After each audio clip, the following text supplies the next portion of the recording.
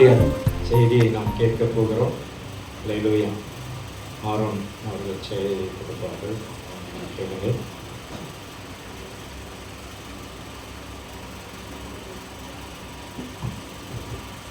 ஹல்லேலூயா. கர்த்தருடைய பரிசுத்த நாமத்திற்கு மகிமை உண்டாவதாக. ஹல்லேலூயா. விசுவாசிக்கிறீங்களா? ஹல்லேலூயா. நான் கடந்த வாரத்தில் நாம் பார்த்தோம், என்ன பார்த்தோம்? மகிழ்ந்து பாடு, கர்த்தரை சீயோன் குமாரத்தை கெம்பீரித்து பாடு. ஹல்லேலூயா. அவரை வலது பரிசுத்தில் வைத்துக் கொள்ளுங்கள், அவருடைய பிரசன்னத்தில் வாழுங்கள், மறுரூபமாகுங்கள் என்று நாம் பார்த்தோம். நம்ம தொடர்ச்சியாக இந்த நாளிலும் மறுரூபமாகுங்கள் என்ற தலைப்பிலிருந்து நாம் பார்ப்போம். மறுரூபமாகுங்கள். ஹல்லேலூயா. அத்தனை பேர் விசுவாசிக்கிறீங்க? ஹல்லேலூயா. நாம் கடந்த வாரத்தில் பார்த்தோம், மறுரூபமாகுங்கள் என்ற உடனே நான் சொன்னேன். யாரை சொன்னேன்னா, சவுலாகிய அந்த மனிதன் ஆண்டவர் தொட்ட மாத்திரத்தில் பவுலாக மாறி அநேகருக்கு சுவிசேஷங்களை அறிவிக்கிறாராய் மாறினார். அப்புறம் நம்முடைய வாழ்க்கையிலும் ஆண்டவர் நம்மை மறுரூபமாக சொல்கிறார். எத்தனை பேர் விசுவாசிக்கிறீங்க? ஹல்லேலூயா. அப்போ பாருங்க, இந்த மாதத்தின் வாக்குத்தத்தத்தை முதலாவது நம்ம எடுத்துக்கொள்வோம். செப்பனியா தீர்க்கதரிசி புஸ்தகம் 3ஆம் அதிகாரம் 14வது வசனம். சீயோன் குமாரத்தியே கெம்பீரித்து பாடு, இஸ்ரவேலரே ஆர்ப்பரியுங்கள், எருசலேம் குமாரத்தியே நீ முழு இருதயத்தோடு மகிழ்ந்து களிக்கூறு.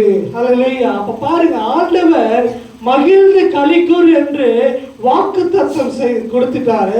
அப்ப ஏன் நம்ம மகிழாம இருக்கிறோம்? யார் மூஞ்ச பார்த்தாலும் ஒரே சோகமாக, இன்னும் இருள் இருக்கிற மாதிரியே இருக்குது. ஹல்லேலூயா. மகிழ்ந்து களிக்கூற ஆண்டவர் சொல்லிட்டார். அப்போ நம்ம எப்படி இருக்கணும்?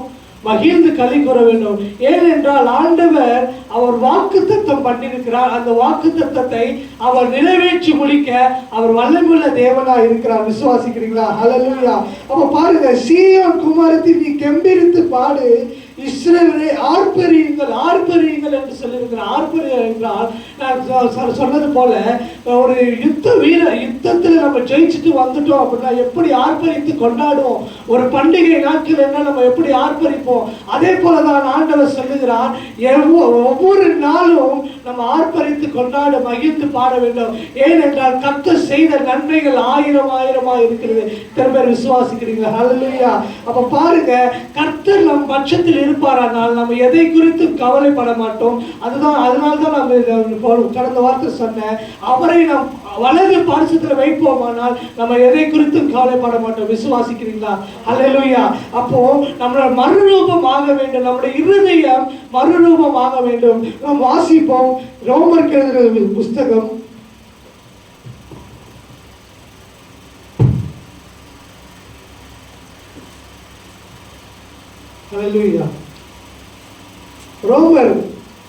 8ஆம் அதிகாரம் 1வது வசனத்தை வாசிங்க. ஆனபடியால் கிறிஸ்து இயேசுவுக்கு உட்பட்டவர்களாய் இருந்து மாம்சத்தின்படி நடவாமல் ஆவியின்படியே நடக்கிறவர்களுக்கு ஆக்கினை தீர்ப்பு இல்லை. அப்ப பாருங்க, மறுரூபம் ஆயிட்டோம் அப்படின்னா நம்ம ஆவியின்படி நடப்போம். திரும்ப நம்புறீங்க? ஹல்லேலூயா. அப்போ கிறிஸ்து இயேசுவுக்கு உட்பட்டவர்களாய் இருந்து மாம்சத்தின்படி நடவாமல் ஆவியின்படி நடக்க வேண்டும். ஹல்லேலூயா. திரும்ப சந்தோஷமா இருக்கீங்க? ஹல்லேலூயா. அப்ப பாருங்க, ஆவியின்படி நம்ம நடக்கிறவர்களாய் மாற வேண்டும். ஆவியானவர் நமக்காக தந்தரில் இருக்கிறார். திரும்ப விசுவாசிக்கிறீங்க? பிதாவான தேவன் நமக்கு ஆவியானவர் என்ற ஒரு துணையை நமக்காக கொடுத்திருக்கிறார். ஹல்லேலூயா. அப்ப அந்த துணையோடு நம்ம வாழும்போது, அந்த துணையோடு அந்த தைரியத்தோடு நம்ம வாழும்போது நம்ம இந்த உலக காரியத்தை குறித்து நம்ம கலங்கி கொண்டிருக்க மாட்டோம். விசுவாசிக்கிறீங்களா? ஹல்லேலூயா. அப்போ நம்மளுடைய வைராக்கியம் எப்படி இருக்க வேண்டும் என்றால் ஆவியில் இருக்க வேண்டும். ஏனென்றால் ஆவியானவர் நம்மோடு கூட அந்த சுதந்திரத்தின் அச்சாரமாய் இருக்கிறார். அதனால நான் எதை குறித்தும் கலங்கி கொண்டிருக்க மாட்டோம். விசுவாசிக்கிறீங்களா? ஹல்லேலூயா. அப்போ ஆனபடியால் கிறிஸ்து இயேசுவுக்கு உட்பட்டவர்களாய் இருந்து மாம்சத்தின்படி நடவாமல் ஆவியின்படி நடக்கிறவர்களுக்கு ஆக்கினை தீர்ப்பு இல்லை. ஹல்லேலூயா. அப்போ ஆக்கினை தீர்ப்பு என்பது நமக்கு விரோதமாக எழும்புகிற ஒரு கூட்டமோ இல்லை நமக்கு விரோதமாக எழும்புகிற ஒரு சதியோ எதுவாக இருந்தாலும் நமக்கு விரோதமாய் அது எழும்பாது. கர்த்தர் அதை பார்த்துக் கொள்வார். கர்த்தர் நமக்காக வழக்காடுவார். கர்த்தர் நமக்காக நியாயம் செய்வார். ஹல்லேலூயா. விசுவாசிக்கிற எத்தனை பேர் நம்புறீங்க? நம்மளுடைய தேவன் நம்மோடு கூட இருக்கிறார். அப்போ நம்மளுடைய இருதயம் எப்படி இருக்க வேண்டுமா? மறுரூபமாக வேண்டும். எத்தனை பேர் விசுவாசிக்கிறீங்க? மறுரூபமாக வேண்டும். ஹல்லேலூயா. அப்போ பாருங்க, கர்த்தர் உங்களையும் என்னையும் விசேஷித்தவர்களாக அழைத்திருக்கிறார். ஹல்லேலூயா. அதான் எரேமியா தீர்க்கதரிசிக்கு இந்த ஆண்டவர் சொல்லுகிறார், உன்னை நான் தாயின் வயிற்றில் உருவாகும் முன்னே பெயர் சொல்லி அழைத்தேன், நீ என்னுடைய ஊழியத்திற்கு என்று அழைக்கப்பட்டவர் என்று சொல்லியிருக்கிறார். அப்போ உங்களையும் என்னையும் அவர் விசேஷித்தவர்களா அவர் எண்ணியிருக்கிறார். எத்தனை பேர் விசுவாசிக்கிறீங்க? ஹல்லேலூயா. உங்களையும் என்னையும் அவர் உலக தோற்றத்துக்கு முன்னாவே அவர் நம்மை அறிந்திருக்கிறார். எத்தனை பேர் நம்புறீங்க? ஹல்லேலூயா. தேவன் நம்மை அவருடைய சாயலின்படி சிருஷ்டித்திருக்கிறார். விசுவாசிக்கிறீங்களா? ஹல்லேலூயா. நம்ம வாசிப்போம் ஆதியாகமம்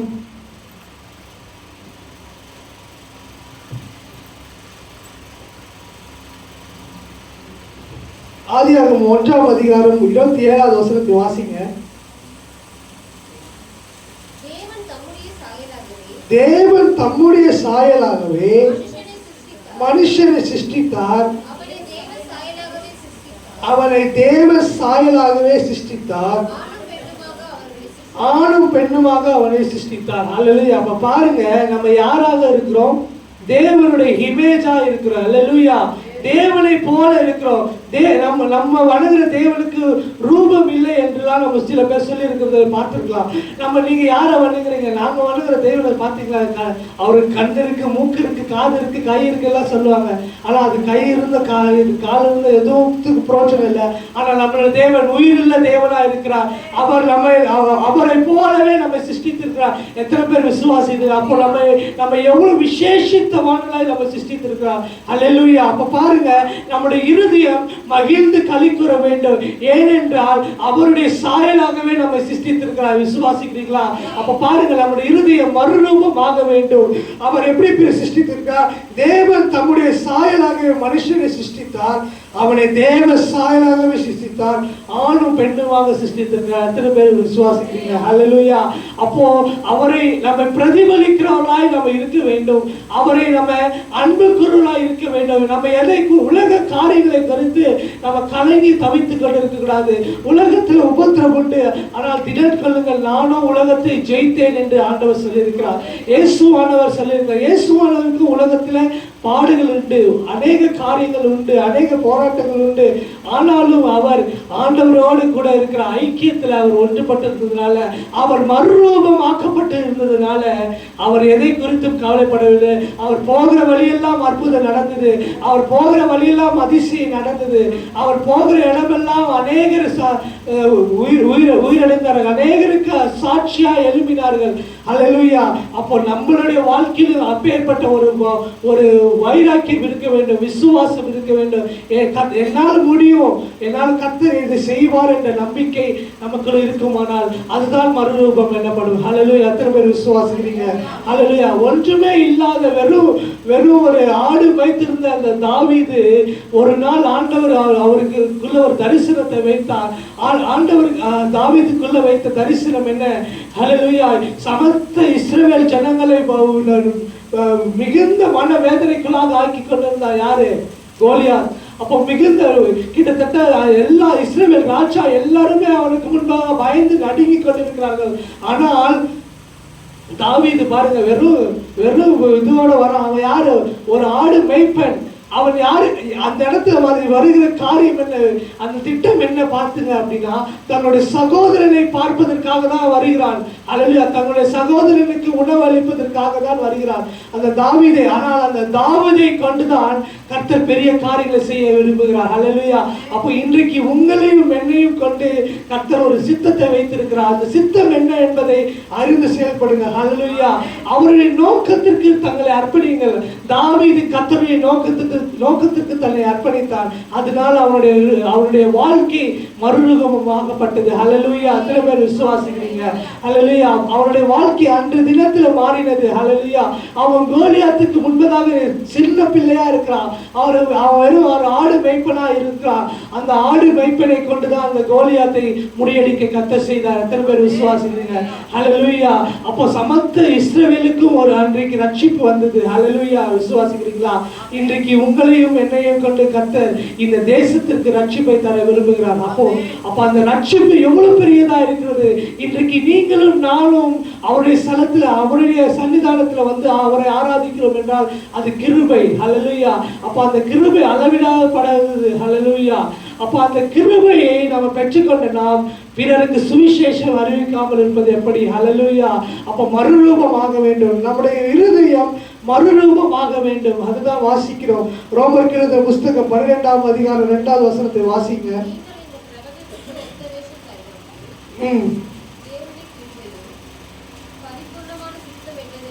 பரிபூர்ணமான சித்தம் என்னவென்று அறிந்து உங்கள் மனம் புதிதாகிறதுனாலே மறுரூபமாகுங்கள். ஹல்லேலூயா. அப்ப பாருங்க, நம்முடைய சிந்தை, நம்மளுடைய யோசனைகள், நம்முடைய செயல்கள், நம்முடைய வெளிப்பாடுகள், நம்ம செய்கிற காரியங்கள் எல்லாவற்றிலும் நம்ம மறுரூபமாக வேண்டும். பாருங்க, தாவீது அந்த இடத்துல வந்து ஒண்ணுமே செய்யல.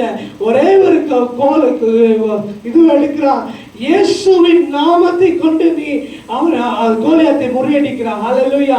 அப்போ இயேசுவின் நாமம் நமக்குள்ள இருக்கிறது. எத்தனை பேர் விசுவாசிக்கிறீங்க? ஹல்லேலூயா. அந்த இயேசுவின் நாமத்தினால நம்ம மறுரூபமாக்கப்பட்டிருக்கிறோம். எத்தனை பேர் விசுவாசிக்கிறீங்க? ஹல்லேலூயா. அப்போ நம்ம இருதயம் மறுரூபமாக வேண்டும். நம்முடைய சிந்தை மறுரூபமாக வேண்டும்.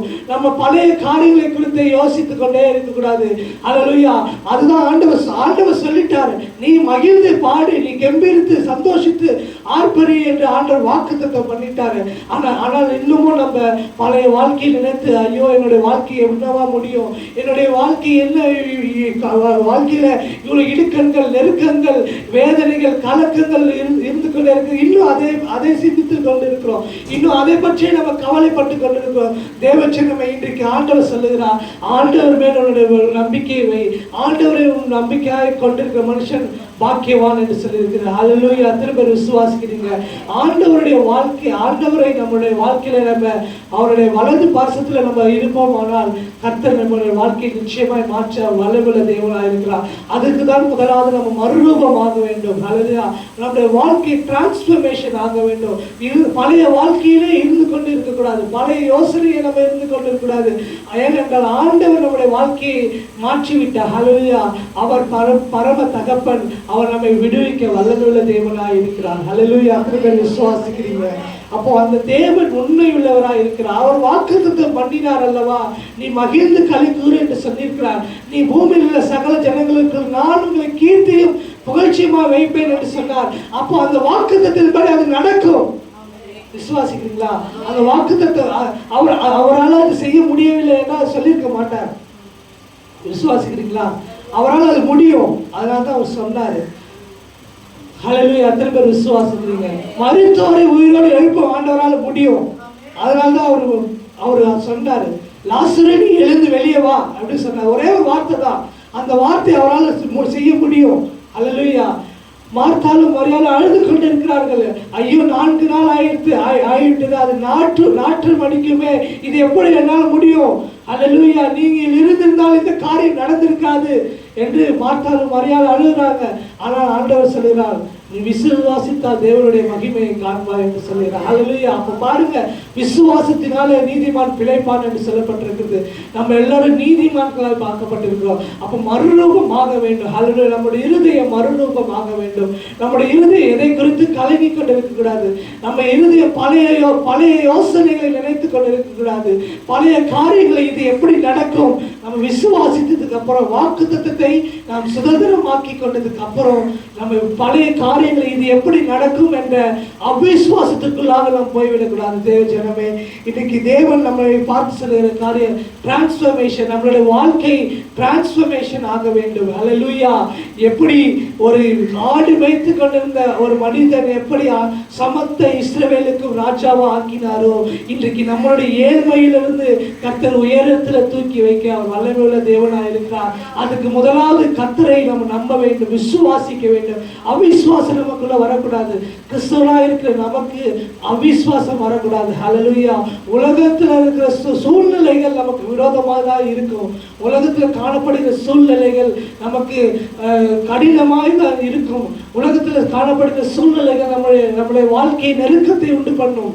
உலகத்துல காணப்படுகிற சூழ்நிலைகள் நம்முடைய வாழ்க்கையில ஆசீர்வாதத்திற்கு இது எப்படி நடக்கும் என்ற யோசனை தான் கொண்டு வரும். ஆனால் கர்த்தர் அதையெல்லாம் மாற்ற வல்லமையுள்ள தேவனாய் இருக்கிறார். இதெல்லாம் நம்ம பாராமல் கர்த்தர் மேலே பற்றுதலா இருக்கும் போது அந்நாளில தேவன் நமக்கு பெரிய காரியங்களை செய்ய வல்லமையுள்ள தேவனாய் இருக்கிறார். அதுதான் வேதம் சொல்லுகிறது. அப்படி இருக்க சகோதரரே, நீங்கள் உங்கள் சரீரங்களுக்கு பரிசுத்தமும் தேவனுடைய பிரியமுமான ஜீவ பலியாக ஒப்புக் கொடுக்க வேண்டும். ஜீவ பலியாக ஒப்புக் கொடுக்கும் போது நம்ம மறுரூபமாக்கப்படுவோம். எத்தனை பேர் விசுவாசிக்கிறீங்க? ஹல்லேலூயா. அப்போ ஜீவ பலியாக என்றால் என்ன நடந்தாலும் கர்த்தருக்காக நான் வாழ்வேன் என்ற அந்த வைராக்கியம் தான். ஹல்லேலூயா. அந்த விசுவாசம் தான் நம்மை ரட்சிக்க வல்லமையுள்ள தேவனாய் இருக்கிறது. ஹல்லேலூயா. ரோமர் எழுதின புஸ்தகம் 4ஆம் அதிகாரம்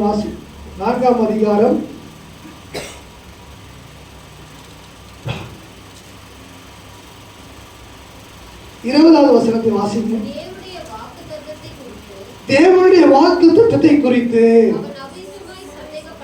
அவிசுவாசமாய் சந்தேகப்படாமல்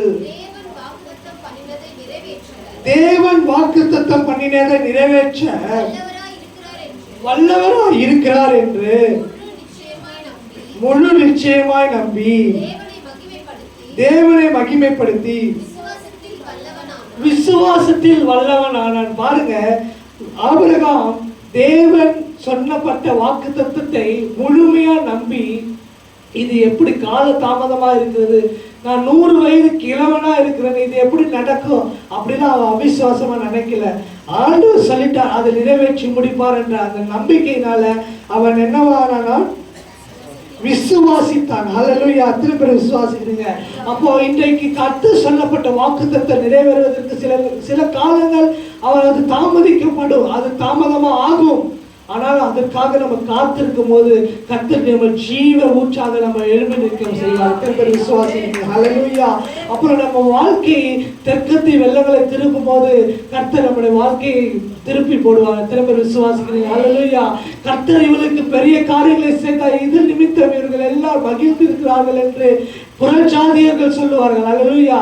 அப்போ நம்மளுடைய வாழ்க்கை எப்படி இருக்கிறது என்பதை புறஜாதியார்கள், ஆண்டவரை பற்றி அறியாதவர்கள் நமக்கு சாட்சி சொல்ல வேண்டும். அதுதான் டிரான்ஸ்ஃபர்மேஷன். ஹல்லேலூயா. எத்தனை பேர் விசுவாசிக்கிறீங்க? அதுதான் மறுரூபமாக்கப்படுகிறது. ஹல்லேலூயா. நம்மளோட கூட வேலை செய்கிறவர்கள், நம்மளோட உற்ற உறவினர்கள், நம்மளோட அயலார்கள் நம்மளை பார்த்து சாட்சி சொல்ல வேண்டும். இவர்கள் கர்த்தருடைய பாதத்தில் அமர்ந்திருக்கிறார்கள், இவர்கள் கர்த்தரை நம்பி இருக்கிறார்கள், இவர்கள் கர்த்தரை தெய்வமாக கொண்டிருக்கிறதுனால இவர்கள் அசைக்கப்படாமல் உறுதியா இருக்கிறார்கள் என்று அவர்கள் சாட்சி சொல்ல வேண்டும். எத்தனை பேர் விசுவாசிக்கிறீங்க? அதுதான் மறுரூபம். எத்தனை பேர் விசுவாசிக்கிறீங்க? ஹல்லேலூயா.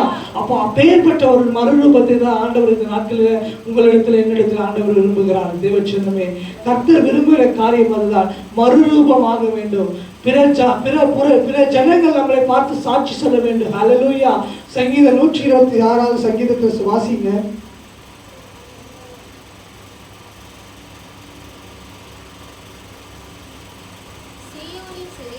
சீயோனின் சிறையிருப்பை கர்த்தர் திருப்பும் போது சொப்பனம் காண்கிறது போல இருந்தோம். அப்பொழுது நம்முடைய வாய் நகைப்பினாலும் நம்முடைய நாவு ஆனந்த சத்தத்தினாலும் நிறைந்திருந்தது. அப்பொழுது கர்த்தர்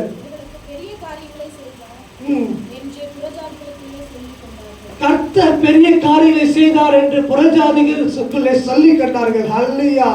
கர்த்தர் நமக்கு பெரிய காரியங்களை செய்தார். இது நிமித்தம் நம்ம மகிழ்ந்து இருக்கிறோம். ஹல்லேலூயா. அத்தனை பேர் சந்தோஷமா இருக்கீங்க. பக்கத்துல இருக்கிற பார்த்து சொல்லுங்க, கர்த்தர் நமக்கு பெரிய காரியங்களை செய்தார், இது நிமித்தம் நம்ம மகிழ்ந்து இருக்கிறோம். ஹல்லேலூயா. கர்த்தர் நமக்கு பெரிய காரியங்களை செய்வார் தேவ ஜனமே. அப்போ நம்ம விசுவாசிக்க வேண்டும், மறுரூபமாக வேண்டும். இது நிமித்தம் மகிழ்ந்து இருக்கிறோம் என்று நம்ம சந்தோஷமா தேவனை பார்த்து நம்ம மகிழ்ந்து களி கூற வேண்டும். அதுதான் வாக்குத்தத்தம் சொல்லுது, சீயோன் குமாரத்தை நீ கெம்பீரித்து பாடு, நீ முழு இருதயத்தோடு ஆனந்த சத்தமிட்டு தேவனை மகிமைப்படுத்து. ஹல்லேலூயா. கர்த்தர் நம்முடைய வாழ்க்கையை மாற்ற அவர் வல்லமையுள்ள தேவனாய் இருக்கிறார். 4வது வசனத்தை வாசிங்க. கர்த்தர் தெற்கத்தி வெள்ளங்களை திருப்பது போல எங்களுடைய சிறையிருப்பை திருப்பும். ஹல்லேலூயா. கண்ணீரோடு விதைக்கிற இன்றைக்கு நாம் கம்பீரத்தோடு அழைக்க ஆயத்தமாகுமா? ஹல்லேலூயா. கண்ணீரோடு இன்றைக்கு ஒருவேளை இன்றைக்கு வந்திருக்கலாம், என்னுடைய வாழ்க்கையில என்னுடைய சூழ்நிலை மாறவில்லையே, என்னுடைய நெருக்கங்கள் அப்படியே தானே இருக்கு, என்னுடைய வாழ்க்கை அதே நிலைமையில தானே இருக்கிறது என்று கண்ணீரோடு நீங்கள் வந்திருக்கலாம். ஆண்டவர் உங்களை பார்த்து சொல்கிறார், இன்றைக்கு தெற்கத்தை வெள்ளங்களை திருப்புவது போல உங்களுடைய சிறையிருப்பை திருப்ப வல்லமையுள்ள தேவனாய் இருக்கிறார். ஹல்லேலூயா. அப்ப தெற்கத்தி வெள்ளங்களை திருப்பது என்பது என்னவென்றால், ஒரு கரைந்து ஓடுகிற வெள்ளங்களை யாராவது தடுத்து நிறுத்த கூடுமோ? ஆனால் தேவனால் அது கூடும். ஹல்லேலூயா. இன்னைக்கு நம்முடைய வாழ்க்கையில தொடர்ந்து தோல்வியை மாத்திரமே நம்ம சந்தித்துக் கொண்டிருக்கலாம், வேதனை மாத்திரமே நம்ம பார்த்து கொண்டிருக்கலாம். இன்றைக்கு நம்ம எதை செய்தாலும் அது தோல்வியிலே முடியலாம். ஹல்லேலூயா. ஆண்டவரை விசுவாசத்தோடு பற்றி கொண்டிருங்க. ஆண்டவரோடு இருக்கிற ஐக்கியத்தில் நீங்க வளருங்க, மறுரூபம் வாங்க. கர்த்தர் உங்களுடைய வாழ்க்கையை மாற்ற வல்லமையுள்ள தேவனாக இருக்கிறார். ஹல்லேலூயா. அப்ப பாருங்க, நம்ம தேவனோடு கொடுக்கிற வாழ்கிற அந்த வாழ்க்கையில ஐக்கியப்பட்டிருக்கும் போது கர்த்தர் நம்முடைய வாழ்க்கையை மாற்றி அவர் தெற்கத்தி வெள்ளங்களை திருப்பது போல நம்முடைய சிறையிருப்பை திருப்ப வல்லமையுள்ள தேவனாக இருக்கிறார். ஹல்லேலூயா. எத்தனை பேர் விசுவாசிக்கிறீங்க? அதுதான் வேதம் சொல்லுகிறது. கர்த்தர் நமக்காக யாவையும் செய்து முடிக்க வல்லமையுள்ள தேவனாக இருக்கிறார். நாகூம் தீர்க்கதரிசன புஸ்தகம் 1ஆம் அதிகாரம் 15வது வசனத்தை வாசிங்க. நாகூம் தீர்க்கதரிசன புஸ்தகம் 1ஆம் அதிகாரம் 15வது வசனம். இதோ சமாதானத்தை கூறுகிற சுவிசேஷனுடைய கால்கள் மலைகள் மேல் வருகிறது. யூதாவே, உன் பண்டிகைகளை ஆசிரி, உன் பொருத்தனைகளை செலுத்து. துஷ்டன் இனி உன் வழியாய் கடந்து வருவதில்லை, அவன் முழுவதும் சங்கரிக்கப்பட்டான். எத்தனை பேர் விசுவாசிக்கிறீங்க? ஹல்லேலூயா. இன்றிலிருந்து உங்களுக்கு ஒரு மாற்றத்தை கர்த்தர் தர வல்லமையுள்ள தேவனாக இருக்கிறார். விசுவாசிக்கிறீங்களா? விசுவாசிக்கிற கையில தட்டி தேவனை மகிமைப்படுத்துங்க. ஹல்லேலூயா. அப்ப பாருங்க, சமாதானத்தை கூறுகிற சுவிசேஷனுடைய கால்கள் மலையின் மேல் ஏறி, யூதாவே உன் பண்டிகையை ஆசரி, உன் பொருத்தனைகளை செலுத்து. துஷ்டன் இனி உன் வழியாய் கடந்து வருகிறது இல்லை. ஹல்லேலூயா. துஷ்டமான காரியங்கள், துஷ்டமான செய்திகள், துஷ்டமான எண்ணங்கள் இனி உங்களுடைய வாழ்க்கையில வருகிறது இல்லை. ஏனென்றால் அது முழுமையாக சங்கரிக்கப்பட்டது. கர்த்தர் உங்களுடைய வாழ்க்கையிலிருந்து அவை துஷ்டமான காரியத்தை எடுத்து போட்டு விட்டார். நீங்கள் மறுரூபம் ஆனதுனால, நீங்கள் கர்த்தரை விசுவாசித்ததுனால, கர்த்தருடைய வாக்கு தத்தத்தை உங்களுடைய வாழ்க்கையாக மாற்றி கொண்டதுனால, கர்த்தருடைய வாக்கு தத்தத்தை நீங்கள் நம்பினதுனால உங்களுடைய வாழ்க்கையை கர்த்தர் மாற்றி உங்களுடைய ஆனந்த கழிப்புகளாக மாற்றி, உங்களுடைய சிறையிருப்பை மாற்றி கர்த்தர் சமாதானத்தை உங்கள் வாழ்க்கையில தங்க பண்ண போகிறார். எத்தனை பேர் விசுவாசிக்கிறீங்க? ஹல்லேலூயா. அதுதான் வேதம் சொல்லுது. சாட்சியாக தீர்க்கதரிசனமாக ஆண்டவர் உரைத்திருக்கிறார். இதோ சமாதானத்தை கூறுகிற சுவிசேஷனுடைய கால்கள் மலையின் மேல் வருகிறது. ஹல்லேலூயா. யூதாவே உன் பண்டிகை ஆசிரி. ஹல்லேலூயா. இனி உங்களுடைய வாழ்க்கையில எல்லாம் செழிப்பு உண்டாகும். உங்களுடைய வாழ்க்கையில் இனி எல்லாமே மகிழ்ச்சி உண்டாகும். உங்களுடைய வாழ்க்கையில் நடக்காத காரியங்கள் நடக்கும். இனி உங்களுடைய வாழ்க்கையில நீங்க துன்பத்தை கண்ட வருஷங்களுக்கு சரியாய் கர்த்தர் மகிழ்ச்சியை உண்டு பண்ண காலம் வந்துவிட்டது. தேவ ஜனமே, நீங்க மறுரூபமாகி தேவனை துதித்து கொண்டே இருங்க. தேவனோடு நடக்க பிரவேசிங்க. கர்த்தர் வாக்குத்தத்தம் பண்ணினவர், அதை நிறைவேற்ற வல்லமையுள்ள தேவனாய் இருக்கிறார். ஹல்லேலூயா. இந்த வருஷத்துல ஆண்டவர் நம்மை பார்த்து சொல்லுகிற வாக்குத்தத்தம் இதுதான். பூமியில் உள்ள சகல ஜனங்களுக்குள்ள நான் உங்களை கீர்த்தி புகழ்ச்சி வைப்பேன். அவர் சொல்லு, அவரோட வாய் அது சொல்லிட்டு. ஹல்லேலூயா. அப்ப அது சொல்லியும் அது செய்யாமல் இருப்பாரோ? விசுவாசிக்கிறீங்களா? ஹலோ, நான் சொல்றது புரியுதா? விசுவாசிங்களா? தேவனோடு கூட இருக்கிற நம்ம வாழ்க்கையை மாற்றிக்கொள்ள வேண்டும், மறுரூபமாக வேண்டும். ஹல்லேலூயா. ஆனால் முன்பே சொன்னது போல நம்மளோட வாழ்க்கை ஆண்டவருக்காக வாழ நம்ம பழகிக்கொள்ள வேண்டும். ஹல்லேலூயா. தாவீதுக்கு எத்தனையோ போராட்டம் வந்தது, கலக்கங்கள் வந்தது. ஆனால் தாவீது எதை குறித்து கவலைப்படவில்லை, தேவனிடத்தில் தன்னுடைய முறைமைகளை முறையிட்டான். ஹல்லேலூயா. தன்னுடைய கவலைகளை தேவனிடத்தில் தெரியப்படுத்தினான். தேவனிடத்துல மாத்திரம்தான் அவன் நம்பிக்கையா இருந்தான். அதனால்தான் தாவீது ஆனந்த களிப்புடனே பாடி அவன் தேவனை துதித்துக் கொண்டே இருந்தார். அத்தனை பேர் விசுவாசிங்க. ஹல்லேலூயா. அவருக்கு அந்த உலக போராட்டங்கள், பிரச்சனைகள் அவருக்கு முன்பதாக அவரை தேவனுக்கு உண்டாக இருக்கிற அந்த காரியத்தில் தடை பண்ணவில்லை. ஹல்லேலூயா. அவன் தேவனுக்கு முன்பதாக உண்மை உள்ளவனாக இருந்தார். கர்த்தரே அவனுக்கு சாட்சி சொல்கிறார், என் இருதயத்திற்கு ஏற்றவன் என்று. ஹல்லேலூயா. அப்ப அந்த அளவுக்கு தாவீது தேவனோடு கூட ஐக்கியத்துல அவனோட கூட உறவாடி கொண்டிருந்தாங்க. திரும்ப விசுவாசிங்க. ஹல்லேலூயா. அப்போ நானும் நம்ம வீடும் கர்த்தரே சேவிக்கிறவர்களாய் மாற வேண்டும். முதல் காரியம் மறுரூபமாக வேண்டும். இரண்டாவது காரியம் குடும்பமாய் தேவனை ஆராதிக்க வேண்டும். ஹல்லேலூயா. குடும்பத்தோடு தேவனை ஆராதிக்கும் போது கர்த்தர் நம்முடைய வாழ்க்கையை மாற்ற வல்லமையுள்ள தேவனாய் இருக்கிறார். சங்கீதம் 133 1 சொல்லுது, சகோதரர்கள் ஒருமித்து வாசம் செய்வது எத்தனை நன்மையும் இன்பமா இருக்கிறோம் என்று சொல்லுகிறது. யோசுவா 24 15 சொல்லுகிறது, நானும் என் வீட்டாரும் என்றால் கர்த்தரையே சேவிப்போம். அப்போ ஹல்லேலூயா. நானும் நம் வீட்டாரும் என்றால் கர்த்தரை செய்கிறவர்களாய் மாற வேண்டும். ஹல்லேலூயா. அப்போ நம்ம குடும்பமாய் தேவனை ஆராதிக்கிறவர்களாய் மாற வேண்டும். இன்றைக்கு தேவ ஜனமே நம்ம குடும்பமாய் தேவனை ஆராதிக்கிறோமா? நம்ம குடும்பத்துல ஆண்டவரை பற்றி கொள்கிறோமா? குடும்ப காரியங்களில் நம்ம குடும்பமா யோசித்து முதலாவது குடும்பத்துல ஒரு ஐக்கியமா இருக்கிறோமா? நம்ம சேர்ந்து சாப்பிடுகிறோமா? சேர்ந்து நம்ம குடும்ப காரியங்களை குறித்து ஆலோசிக்கிறோமா? ஹல்லேலூயா. குடும்பமாய் தேவனிடத்துல நம்ம சபைக்கு வரும்போது கர்த்தர் நம்ம குடும்பத்தை கர்த்தர் ஆசீர்வதிக்க வல்லமையுள்ள தேவனாய் இருக்கிறார். ஹல்லேலூயா. மூன்றாவது காரியம், தேவனை பிரதிபலிக்கிறவர்களாய் நம்ம மாற வேண்டும். ஏனென்றால் தேவனை அவருடைய சாயலின்படி நம்ம சிருஷ்டித்திருக்கிறார். தேவன் தம்முடைய ஒரே பேரான குமாரனை விசுவாசிக்கிறவர்கள் அவருடைய பிள்ளைகள் ஆகும்படி அவர் நமக்கு கட்டளையிட்டு இருக்கிறார். ஹல்லேலூயா.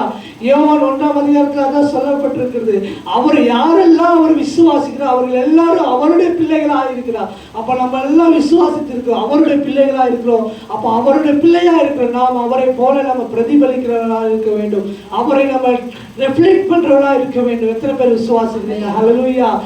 அவரை போல நம்ம மாற வேண்டும். அப்போ முதலாவது காரியம் மறுரூபமாக வேண்டும். நம்முடைய இருதயத்தில் மறுரூபத்தை கர்த்தர் எதிர்பார்க்கிறார். நம்முடைய வாழ்க்கையில் பழைய எண்ணங்கள், பழைய யோசனைகளை இருந்து கொண்டே இருக்கக்கூடாது. பழைய காரியங்களை குறித்து நம்ம கவலைப்பட்டு கொண்டே இருக்கக்கூடாது. கர்த்தருக்குள்ள வந்துட்டோம், கர்த்தர் இதை செய்வார், கர்த்தர் இதை நமக்காக செய்து முடிப்பார் என்ற நம்பிக்கை, அந்த திட நம்பிக்கை நமக்குள்ள இருக்க வேண்டும். ஹல்லேலூயா. எத்தனை பேர் விசுவாசிக்கிறீங்க? ஹல்லேலூயா. பாருங்க, அப்போஸ்தலனாகிய பேதுரு கடல் மீது நடக்கலாமா என்று ஆண்டவரிடத்தில் பார்த்து சொல்லுகிறார்.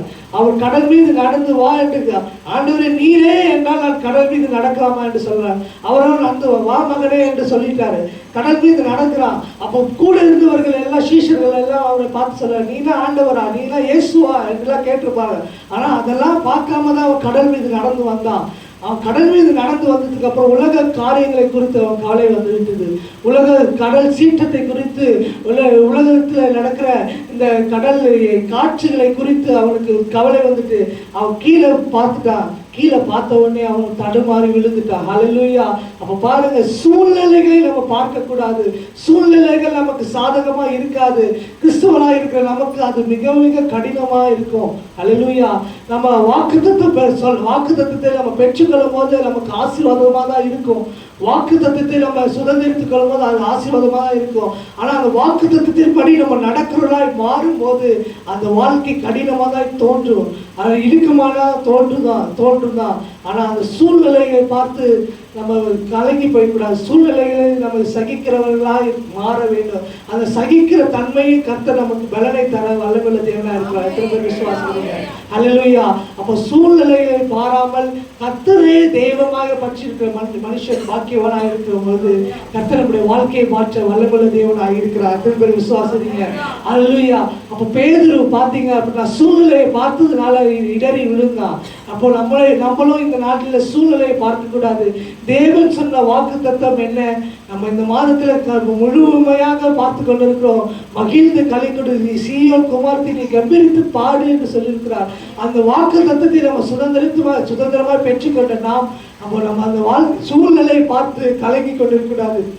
தேவனை பாடி மகிழ்ந்து களி கூற வேண்டும். கர்த்தர் நம்முடைய வாழ்க்கையை மாற்ற அவன் வல்லமுள்ள தேவனாய் இருக்கிறார். நம்ம எல்லாரும் எழுந்திருப்போம். கர்த்தர் நம்முடைய வாழ்க்கையை மாற்ற வல்லமுள்ள தேவனாய் இருக்கிறார். விசுவாசித்தீங்களா? மறுரூபமாக வேண்டும். தேவனுக்காக நம்ம குடும்பமாய் தேவனிடத்தில் நம்ம அர்ப்பணிக்க வேண்டும். நம்ம தேவனை பிரதிபலிக்கிறவராய் மாற வேண்டும். ஏனென்றால் அவருடைய சாயலாக நம்ம சிருஷ்டிக்கப்பட்டிருக்கிறோம். அவருடைய பிள்ளைகளாக நம்மை மாற்றி இருக்கிறோம். ஹல்லேலூயா. தேவன் தம்முடைய ஒரே பேரான குமாரை நமக்காக தந்தளிக்கிறார். அவர் நம்ம பாவிகளா இருக்கையிலே அவர் நமக்காக தந்தளினார் என்பது நிச்சயம். ஹல்லேலூயா. நம்முடைய பாவ கட்டுகள், சாப கட்டுகளை அவர் 2000 ஆண்டுகளுக்கு முன்பாகவே அதை எடுத்துட்டார். ஆனால் இன்றைக்கு நம்ம ஏன் கவலையோடு வேதனையோடு இருக்கிறோம் என்றால், நம்ம மறுரூபமாகாததுனால, ஆண்டவருடைய வார்த்தையை நம்ம விசுவாசிக்காததுனால நம்ம இன்றைக்கு கவலைப்பட்டு கலங்கி கொண்டிருக்கிறோம். தேவஜனமே, இன்றைக்கு தேவனிடத்தில் அர்ப்பணிங்க. கர்த்தர் நம்முடைய வாழ்க்கையை மாற்றுவார். ஆண்டவரே, நாங்கள் உண்மை நம்பி இருக்கிறோம். உண்மையே நாங்கள் நம்பியிருக்கிறபடி பூர்ண சமாதானத்தோடு எங்களை காத்து தள்ளும் என்று தேவனிடத்தில் நம்ம வாழ்க்கையை அர்ப்பணிங்க. மறுரூபமாகுங்க. கர்த்தர் நம்முடைய வாழ்க்கையை மாற்றுவார். ஹல்லேலூயா.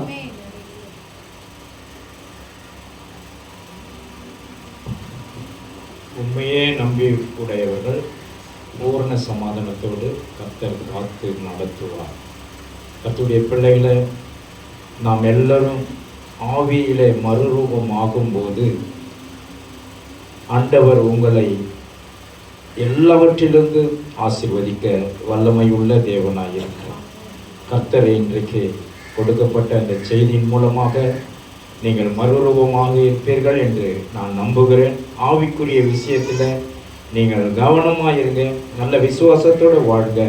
கர்த்தர் உங்களை ஆசீர்வதிப்பார். அல்லேலூயா. கர்த்தர் உன்னை ஆசீர்வதித்து காக்க கடவர். கர்த்தர் உன்னை கிருபையாய் இருக்க கடவர். கர்த்தர் உன்மேல் கிருபையாய் இருக்க கடவர். உன்னை ஆண்டவருடைய நாமம் மகிமைப்படும். உன் வாழ்க்கையிலே சமாதானம் ஏற்படும். கர்த்தர் உன்னை அல்லேலூயா எல்லாவற்றையும் தேவ பிரசன்னத்தினால் உன் முகம் சமாதானம் பெற்று உனக்கு சந்தோஷத்தை கொடுக்கிற தேவனாய் இருக்கிறார்.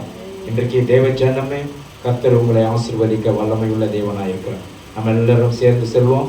என் ஆத்துமாவே கர்த்தரை ஸ்தோத்திரி, என் முழு உள்ளமே பரிசுத்த நாமத்தை ஸ்தோத்திரி. கர்த்தரை ஸ்தோத்திரி, அவர் செய்த சகல உபகாரங்களும் மறவாதே. நம் ஆண்டவராகிய இயேசு கிறிஸ்துவின் கிருபையும் பிதாவாகிய தேவனுடைய அன்பும் பரிசுத்த ஆவியானுடைய அன்னுடைய ஐக்கியமும் சமாதான சுகமும் நம் அனைவரோடும் என்றென்றைக்கும் சதா காலங்களிலும் கிறிஸ்து வரும் வரைக்கும் நம்மோடு கூட இருப்பதாக. ஆமென் சொல்லுவோம். அல்லேலூயா, அல்லேலூயா, அல்லேலூயா. ஒருவருக்கு ஒருவர் வாழ்த்துங்கள். கர்த்தர் உங்களை ஆசீர்வதிப்பாராக. God bless you.